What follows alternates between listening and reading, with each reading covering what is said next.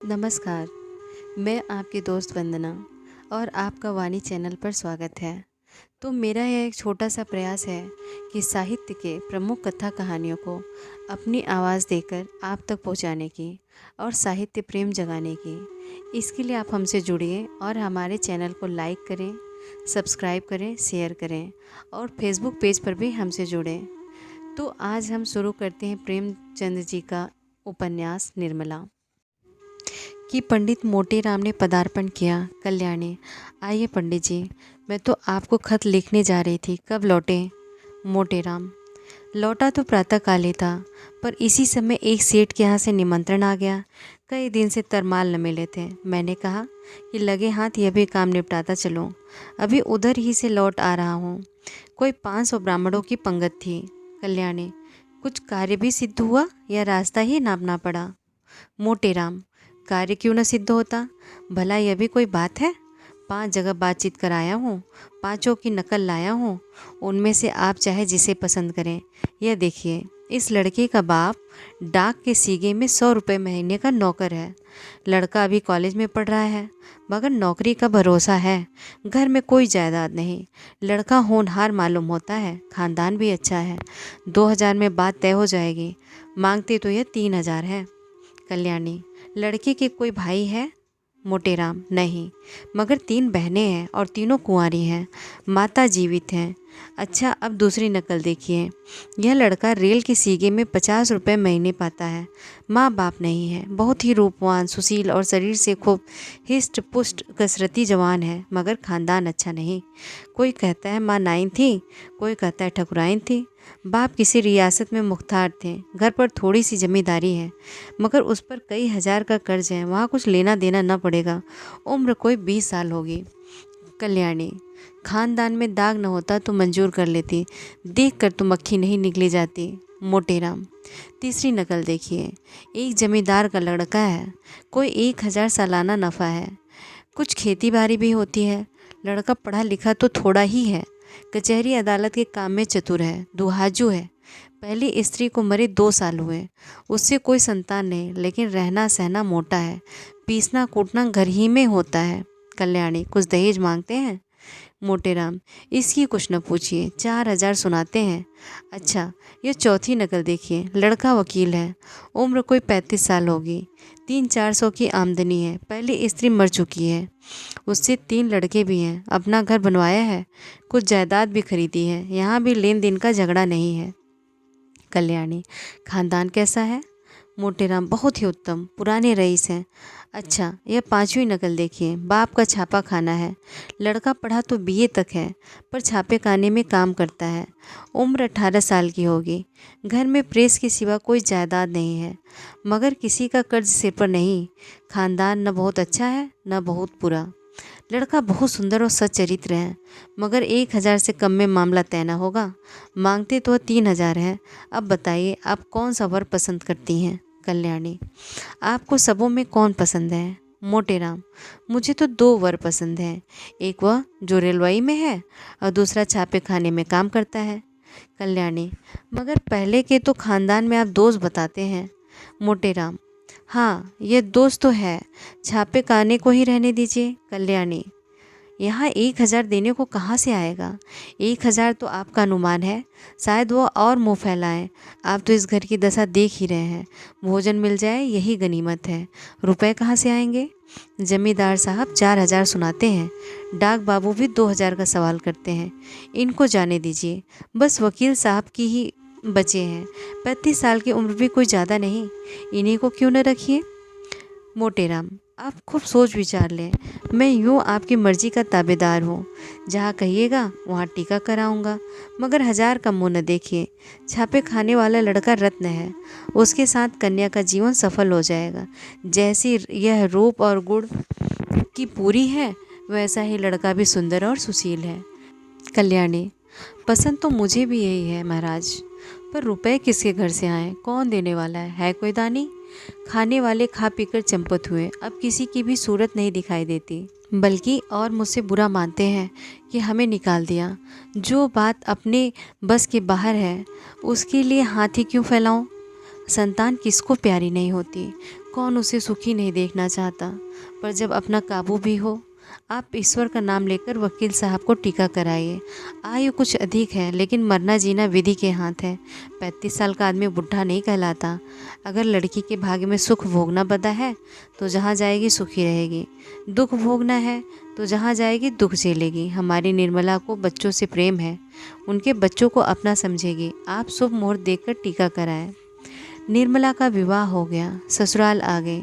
वकील साहब का नाम था मुंशी तोताराम। सांवले रंग के मोटे ताजे आदमी थे। उम्र तो अभी 40 से अधिक न थी, पर वकालत के कठिन परिश्रम ने सिर के बाल पका दिए थे। व्यायाम करने का उन्हें अवकाश न मिलता था, यहाँ तक कि कभी कहीं घूमने भी न जाते, इसलिए तो निकल आए थे। देह के स्थूल होते हुए भी आए दिन कोई न कोई शिकायत रहती थी। मंदाग्नि और बवासीर से तो उनका चिरस्थायी संबंध था, अतएव बहुत फूक फूक कर कदम रखते थे। उनके 3 लड़के थे। बड़ा मनसाराम 16 वर्ष का था, मझला जियाराम 12 वर्ष का और सियाराम 7 वर्ष का। तीनों अंग्रेजी पढ़ते थे। घर में वकील साहब की विधवा बहन के सिवा और कोई औरत न थी, वही घर की मालकिन थी। उसका नाम था रुक्मिणी और अवस्था 50 के ऊपर थी। ससुराल में कोई न था, अस्थायी रीति से यही रहती थी। तोताराम दंपति विज्ञान में कुशल थे।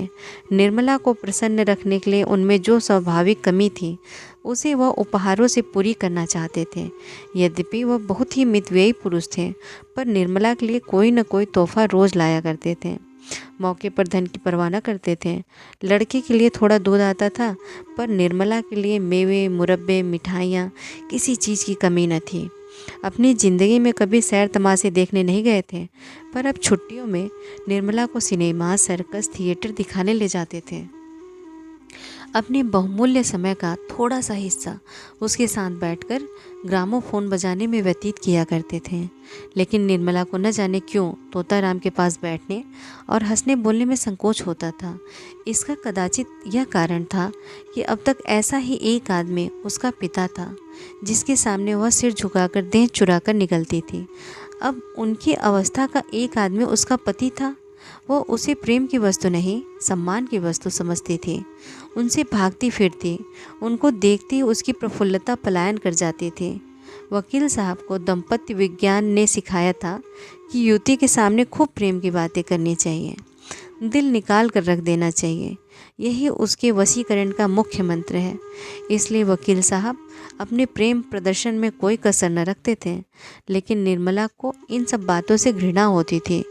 वही बातें जिन्हें किसी युवक के मुख से सुनकर उसका हृदय प्रेम से उन्मत्त हो जाता, वकील साहब के मुंह से निकलकर उसके हृदय पर सर के समान आघात करती थी। उनमें रस न था, उल्लास न था, उन्माद न था, हृदय न था, केवल बनावट थी, धोखा था और शुष्क नीरस शब्दाडंबर था। उसे इत्र और तेल बुरा न लगता, सैर तमाशे बुरे न लगते, बनाव सिंगार भी बुरा न लगता। बुरा लगता था तो केवल तोताराम के पास बैठना। वह अपना रूप और यौवन उन्हें न दिखाना चाहती थी, क्योंकि वहाँ देखने वाली आंखें न थीं।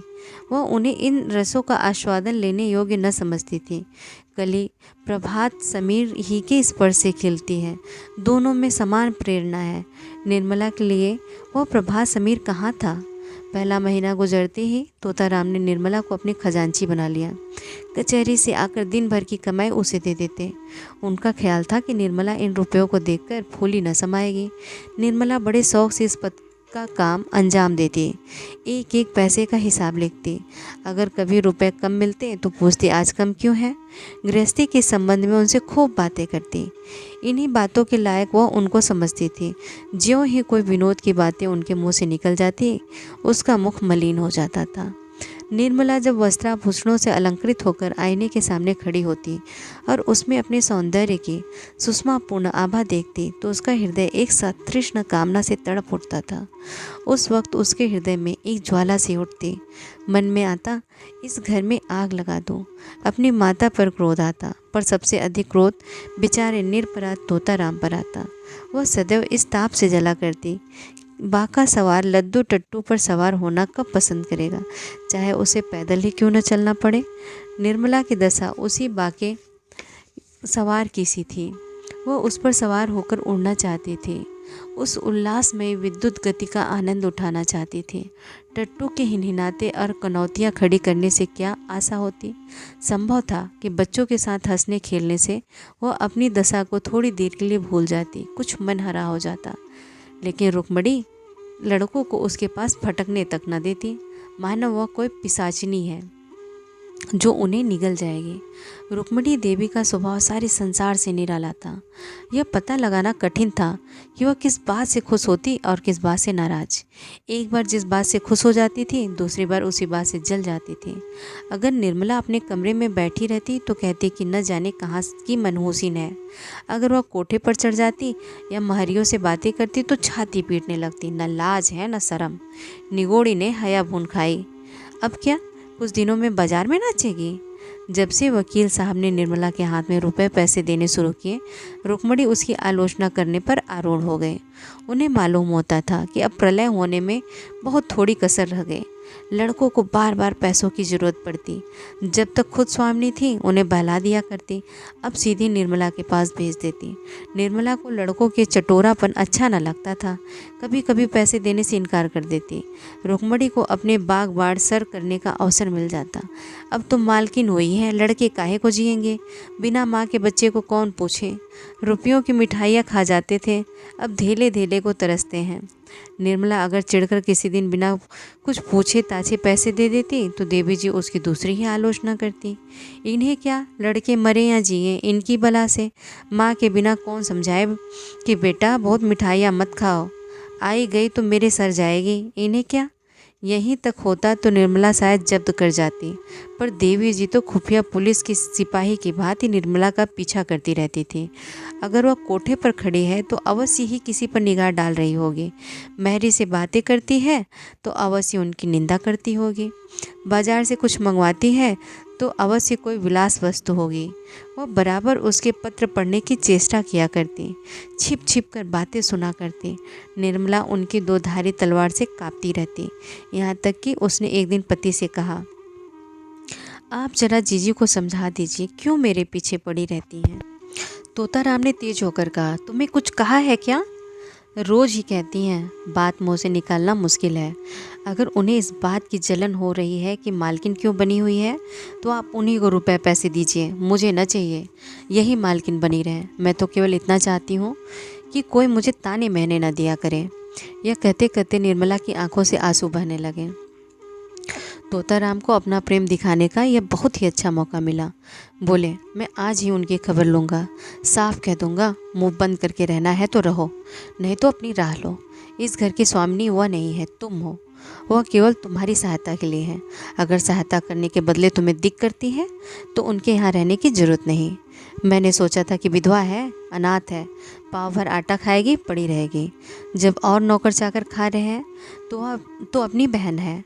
लड़कों की देखभाल के लिए एक औरत की ज़रूरत थी, रख लिया। लेकिन इसके यह मायने नहीं कि तुम्हारे ऊपर शासन करें। निर्मला ने फिर कहा, लड़कों को सिखा देती हैं कि जाकर माँ से पैसे मांगो, कभी कुछ कभी कुछ। लड़के आकर मेरी जान खाते हैं, घड़ी भर लेटना मुश्किल हो जाता है। डांटती हूँ तो वह आंखें लाल पीली करके दौड़ती हैं। मुझे समझती हैं कि लड़कों को देखकर जलती हूँ। ईश्वर जानते होंगे कि मैं बच्चों को कितना प्यार करती हूँ। आखिर मेरे ही तो बच्चे हैं, मुझे उनसे जलन क्यों होने लगी। तोताराम क्रोध से काँप उठे। बोले, तुम्हें जो लड़का दिख करे उसे पीट दिया करो। मैं भी देखता हूँ कि लौंडे शरीर हो गए हैं। मनसाराम को तो मैं बोर्डिंग हाउस में भेज दूँगा, बाकी दोनों को तो आज ही ठीक किए देता हूँ। उस वक्त तोताराम कचहरी जा रहे थे। डांट डपट करने का मौका न था, लेकिन कचहरी से लौटते उन्होंने घर में रुक्मणी से कहा, क्यों बहन, तुम्हें इस घर में रहना है या नहीं। अगर रहना है शांत होकर रहो, या क्या कि दूसरों का रहना मुश्किल कर दो। रुक्मणी समझ गई कि बहू ने अपना वार किया, पर वह दबने वाली औरत ना थी। एक तो उम्र में बड़ी, तिस पर इसी घर में सेवा की, जिंदगी काट दी। किसकी मजाल थी कि उन्हें बेदखल कर दे। उन्हें भाई की इस क्षुद्रता पर आश्चर्य हुआ। बोले, तो क्या लौंडी बनाकर रखोगे। लौंडी बनकर रहना है तो इस घर की लौंडी ना बनूंगी। अगर तुम्हारी यह इच्छा है कि घर में कोई आग लगा दे और मैं खड़ी होकर देखा करूं, किसी को बहरा चलते देखूं तो चुप साध लूं, जो जिसके मन में आए करे, मैं मिट्टी की देवी बनी रहूं, तो यह मुझसे ना होगा। यह हुआ क्या जो तुम इतना आपे से बाहर हो रहे हो? निकल गई सारी बुद्धिमानी। कल की लौंडिया चोटी पकड़ाकर नचाने लगी। कुछ पूछना न ताजना, बस उसने तार खींचा और तुम काठ के सिपाही की तरह तलवार निकाल कर खड़े हो गए। तोताराम, सुनता हूँ तुम हमेशा खुचर निकालती रहती हो, बात बात पर ताने देती हो। अगर कुछ सीख देनी हो तो उसे प्यार से मीठे शब्दों में देनी चाहिए। तानों से सीख मिलने के बदले उल्टा और जी जलने लगता है। रुक्मणी, तो तुम्हारी यह मर्जी है कि किसी बात में ना बोलो, यही सही। लेकिन फिर ये न कहना कि तुम घर में बैठी थी, क्यों नहीं सलाह दी? जब मेरी बात जहर लगती है तो मुझे क्या कुत्ते ने काटा है जो बोलो? मसल है नाटो खेती बहुरियो घर। मैं भी देखूं बहुरिया कैसे घर चलाती हैं। इतने में सियाराम और जियाराम स्कूल से घर आ गए। आते ही दोनों बुआ जी के पास जाकर खाना मांगने लगे। रुक्मणी ने कहा, जाकर अपनी नई अम्मा से क्यों नहीं मांगते? मुझे बोलने का हुक्म ना है। तोताराम, अगर तुम लोगों ने उस घर में कदम रखा तो टांग तोड़ दूंगा। बदमाशी पर कमर बांधी है। जियाराम जरा शोक था, बोला, उनको तो आप कुछ नहीं कहते, हम ही को धमकाते हैं, कभी पैसे नहीं देती। सियाराम ने इस कथन का अनुमोदन किया। कहती हैं मुझे दिख करोगे तो कान काट लूँगी। कहती हैं कि नहीं जिया? निर्मला अपने कमरे से बोली, मैंने कब कहा था तुम्हारे कान काट लूँगी? अभी से झूठ बोलने लगे। इतना सुनना था कि तोताराम ने सियाराम के दोनों कान पकड़कर उठा लिया। लड़का जोर से चीख मारकर रोने लगा। रुक्मणी ने दौड़कर बच्चे को मुंशी जी के हाथ से छुड़ा लिया और बोली, बस रहने भी दो। क्या बच्चे को मार डालोगे? हाय हाय, कान लाल हो गया। सच कहा है, नई बीवी पाकर आदमी अंधा हो जाता है। अभी से यह हाल है तो इस घर के भगवान ही मालिक हैं। निर्मला अपनी विजय पर मन ही मन प्रसन्न हो रही थी, लेकिन जब मुंशी जी ने बच्चे का कान पकड़कर उठा लिया तो उससे न रहा गया। छुड़ाने को दौड़ी पर रुक्मणी पहले ही पहुंच गई थी। बोली, पहले आग लगा दी, अब बुझाने दौड़ी हो? जब अपने लड़के होंगे तब आंखें खुलेंगी, पराई पीर क्या जानो। निर्मला, खड़े तो हैं, पूछ लो ना, मैंने क्या आग लगा दी? मैंने इतना ही कहा था कि लड़के मुझे पैसे के लिए बार बार दिख करते हैं। इसके सिवाय जो मेरे मुंह से कुछ निकला हो तो मेरी आंखें फूट जाएं। तोताराम, मैं खुद इन लौंडों की शरारत देखा करता हूँ, अंधा थोड़े ही हूँ। तीनों जिद्दी और शरीर हो गए हैं। बड़े मियाँ को तो मैं आज ही हॉस्टल में भेजता हूँ। रुक्मणी, अब तक तुम्हें इनकी कोई शरारत न सूझी थी, आज आंखें क्यों इतनी तेज हो गई?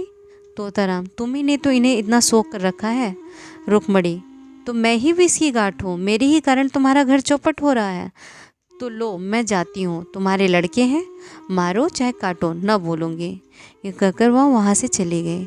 निर्मला बच्चे को रोते देखकर विह्वल हो उठी। उसने उसे छाती से लगा लिया और गोद में लिए हुए अपने कमरे में लाकर उसे चुमकारने लगी। लेकिन बालक और भी सिसक कर रोने लगा। उसका अबोध हृदय इस प्यार में वह मातृ स्नेह न पाता था जिससे देव ने उसे वंचित कर दिया था। वह वात्सल्य न था, केवल दया थी। यह वह वस्तु थी जिस पर उसका कोई अधिकार न था, जो केवल भिक्षा के रूप में उसे दी जा रही थी। पिता ने पहले भी 2-4 बार मारा था जब उसकी माँ जीवित थी, लेकिन तब उसकी माँ उसे छाती से लगाकर रोती न थी। वह अप्रसन्न होकर उसे बोलना छोड़ देती, यहाँ तक कि वह स्वयं थोड़ी ही देर के बाद सब कुछ भूल कर फिर माता के पास दौड़ा जाता था। शरारत के लिए सज़ा पाना तो उसकी समझ में आता था, लेकिन मार खाने पर चुमकारा जाना उसकी समझ में न आता था। मातृ प्रेम में कठोरता होती थी, लेकिन मृदुलता से मिली हुई इस प्रेम में करुणा थी, पर वह कठोरता न थी जो आत्मीयता का गुप्त संदेश है। स्वस्थ अंग की परवाह कौन करता है, लेकिन वही अंग जब किसी वेदना से टपकने लगता है तो उसे ठेस और धक्के से बचाने का यत्न किया जाता है। निर्मला का करुण रोदन बालक को उसके अनाथ होने की सूचना दे रहा था। वह बड़ी देर तक निर्मला की गोद में बैठा रोता रहा और रोते रोते सो गया। निर्मला ने उसे चारपाई पर सुलाना चाहा तो बालक ने सुसुप्तावस्था में अपनी दोनों कोमल बाहें उसकी गर्दन में डाल दी और ऐसा चिपट गया मानो नीचे कुछ गड़ा हो। शंका और भय से उसका मुख विकृत हो गया। निर्मला ने फिर बालक को गोद में उठा लिया। चारपाई पर न सुला सकी। इस समय बालक को गोद में लिए हुए उसे वह तुष्टि हो रही थी जो अब तक कभी न हुई थी। आज पहली बार उसे आत्मवेदना हुई जिसकी बिना आंखें न खुलती। अपना कर्तव्य मार्ग नहीं समझ में आता, वह मार्ग अब दिखाई देने लगा। उस दिन अपनी प्रगाढ़ प्रणय का सबल प्रमाण देने के बाद मुंशी तोताराम को आशा हुई थी कि निर्मला के मर्म स्थल पर मेरा सिक्का जम जाएगा, लेकिन उनकी यह आशा लेस मात्र भी पूरी न हुई। बल्कि पहले तो वह कभी कभी उनसे हंसकर बोला भी करती थी, अब बच्चों ही के लालन पालन में व्यस्त रहने लगे। जब घर आते बच्चों को उसके पास बैठे पाते, कभी देखते उन्हें नहला रही है, कभी कपड़े पहना रही है, कभी कोई खेल खेल रही है, कभी कहानी कह रही है। निर्मला का तृषित हृदय प्रणय की ओर से निराश होकर इस अवलंब ही को गनीमत समझने लगा। बच्चों के साथ हंसने बोलने में उसकी मात्र कल्पना तृप्त होती थी। पति के साथ हंसने बोलने में उसे जो संकोच, जो अरुचि तथा जो अनिच्छा होती थी, यहाँ तक कि वह उठकर भाग जाना चाहते, उसके बदले बालकों के सच्चे सरल स्नेह से चित्त प्रसन्न हो जाता था। पहले मंसाराम उसके पास आते हुए झिझकता था, लेकिन अब कभी कभी आ बैठता और वह मानसिक विकास में 5 साल छोटा था। हॉकी और फुटबॉल ही उसका संसार, उसकी कल्पनाओं का मुक्त क्षेत्र तथा उसकी कामनाओं का हरा भरा बाग था। इकहरे बदन का छरहरा, सुंदर, हंसमुख, लज्जाशील बालक था, जिसका घर से केवल भोजन का नाता था। बाकी सारे दिन न जाने कहाँ घूमा करता। निर्मला उसके मुंह से खेल की बातें सुनकर थोड़ी देर के लिए अपनी चिंताओं को भूल जाती और चाहती थी कि एक बार फिर से वही दिन आ जाते जब वह गुड़िया खेलती और उसके ब्याह रचाया करती थी, और जिसे अभी छोड़े हुए बहुत ही थोड़े दिन गुजरे थे। मुंशी तोताराम अन्य एकांत सेवी मनुष्यों की भांति विषयी जीव थे। कुछ दिनों तो वह निर्मला को सैर तमाशे दिखाते रहे, लेकिन जब देखा इसका कुछ फल नहीं होता तो फिर एकांत सेवन करने लगे।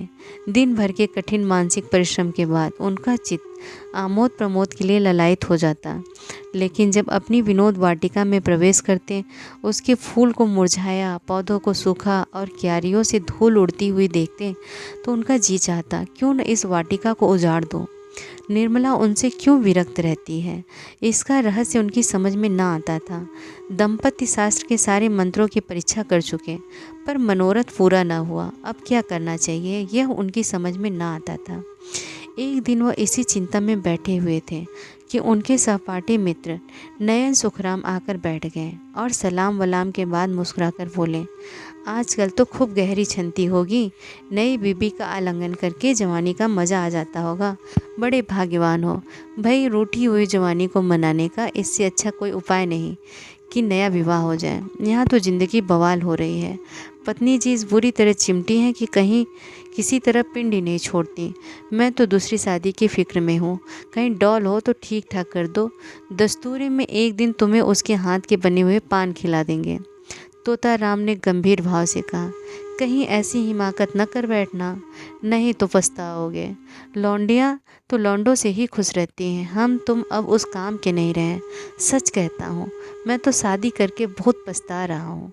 बुरी बला गले पड़ी, सोचा था 2-4 साल और ज़िंदगी का मज़ा उठा लो, पर उल्टी आते गले पड़ी। नयन सुख, तुम क्या बातें करते हो? लौंडियों को पंजे में लाना क्या मुश्किल बात है? जरा सैर तमाशे दिखा दो, उनके रूप रंग की तारीफ कर दो, बस रंग जम गया। तोताराम, यह सब कुछ करके धरा रह गया।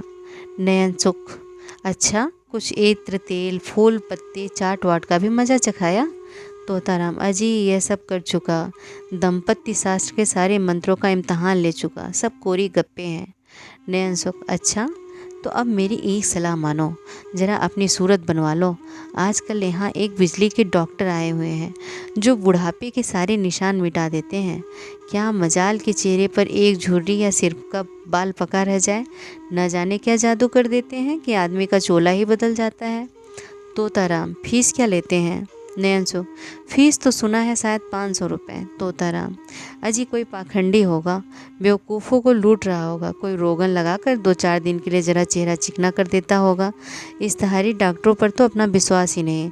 10-5 की बात होती तो कहता, ज़रा दिल लगी ही सही। 500 रुपये बड़ी रकम है। नयन सुख, तुम्हारे लिए 500 रुपये कौन बड़ी बात, 1 महीने की आमदनी है। मेरे पास तो भाई 500 रुपये होते हैं तो सबसे पहला काम यही करता। जवानी की 1 घंटे की कीमत 500 रुपये से कहीं ज़्यादा है। तोताराम, अजी सस्ता नुस्खा बताइए, कोई फकीरी जड़ी बूटी जो कि बिना हिर्र फिटकरी के रंग चोखा हो जाए। बिजली और रेडियम बड़े आदमियों के लिए रहने दो, उन्हीं को मुबारक। नयन सुख तो फिर रंगीलेपन का स्वांग रचो। यह ढीला ढाला कोट फेंको, तंजीब की चुस्त अचकन हो, चुन्नटदार पैजामा, गले में सोने की जंजीर पड़ी हुई, सिर पर जयपुरी साफा बंधा हुआ, आंखों में सुरमा और बालों में हिना का तेल पड़ा हो। तोंत का पिचकना भी जरूरी है। दोहरा कमरबंद बांधो, जरा तकलीफ तो होगी पर अचकन सज उठेगी। खिजाब मैं ला दूंगा। 150 गजलें याद कर लो और मौके मौके से शेर पढ़ो। बातों में रस भरा हो, ऐसा मालूम हो कि तुम्हें दीन और दुनिया की कोई फिक्र नहीं है, बस जो कुछ है प्रियतमा ही है। जवां मर्दी और साहस के काम करने का मौका ढूंढते रहो। रात को झूठ मूठ शोर करो, चोर चोर, और तलवार लेकर अकेले पिल पड़ो। हाँ, जरा मौका देख लेना, ऐसा ना हो कि सचमुच कोई चोर आ जाए और तुम उसके पीछे दौड़ो, नहीं तो सारी कलई खुल जाएगी और मुफ्त के उल्लू बनोगे। उस वक्त तो जवां मर्दी इसी में है कि दम साधे खड़े रहो, जिससे वह समझे कि तुम्हें खबर ही नहीं हुई। लेकिन ज्यों ही चोर भाग खड़ा हो, तुम भी उछलकर बाहर निकलो और तलवार लेकर कहाँ है कहते दौड़ो। ज़्यादा नहीं, 1 महीना मेरी बातों का इम्तहान करके देखो। अगर वह तुम्हारा दम न भरने लगे तो जुर्माना कहो, वह दूँ। तोताराम ने उस वक्त तो यह बात हंसी में उड़ा दी, जैसा कि एक व्यवहार कुशल मनुष्य को करना चाहिए था। लेकिन इसमें की कुछ बातें उसके मन में बैठ गई। उनका असर पड़ने में कोई संदेह न था।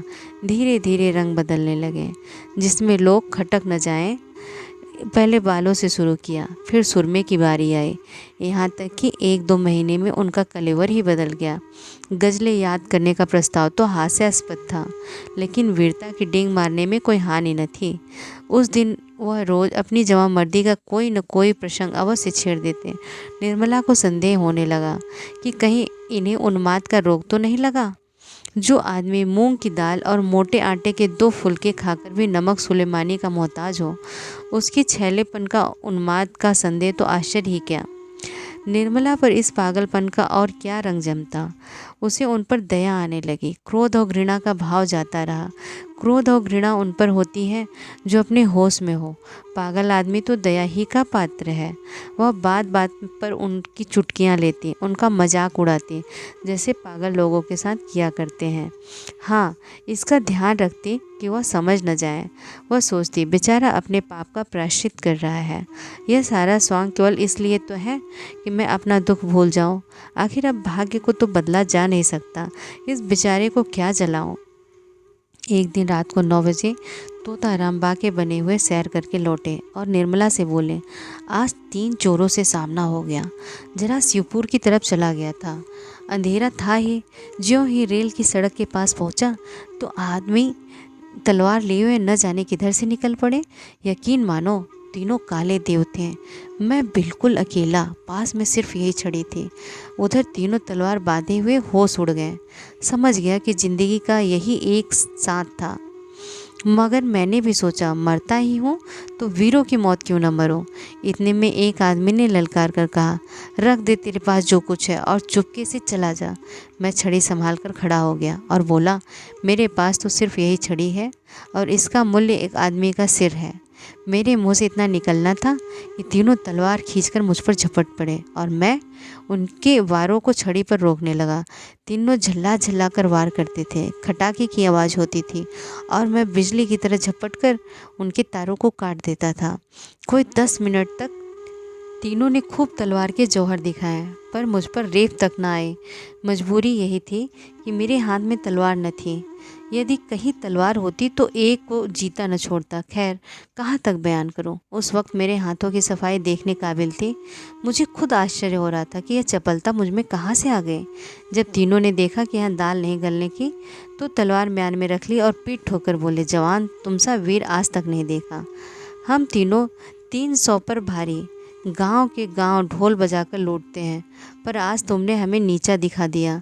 हम तुम्हारा लोहा मान गए। यह कहकर तीनों फिर नज़रों से गायब हो गए। निर्मला ने गंभीर भाव से मुस्कुराकर कहा, इस छड़ी पर तो तलवार के बहुत से निशान बन गए होंगे। मुंशी जी इस शंका के लिए तैयार न थे, पर कोई जवाब देना आवश्यक था। बोले, मैं वारों को बराबर खाली कर देता। 2-4 चोटें छड़ी पर पड़ी भी तो उचटती हुई, जिनसे कोई निशान नहीं पड़ सकता था। अभी उनके मुंह से पूरी बात भी न निकली थी कि सहसा रुक्मणी देवी बदहवास दौड़ती हुई आई और हाँफते हुए बोली, तोता है कि नहीं? मेरे कमरे में सांप निकल आया है, मेरी चारपाई के नीचे बैठा हुआ है। मैं उठकर भागी, मुआ कोई 2 गज का होगा, फन निकाले फुफकार रहा है, जरा चलो तो, डंडा लेते चलना। तोता राम के चेहरे का रंग उड़ गया, मुंह पर हवाइयाँ छूटने लगी, मगर मन के भाव को छिपाकर बोले, सांप यहाँ कहाँ? तुम्हें धोखा हुआ होगा, कोई रस्सी होगी।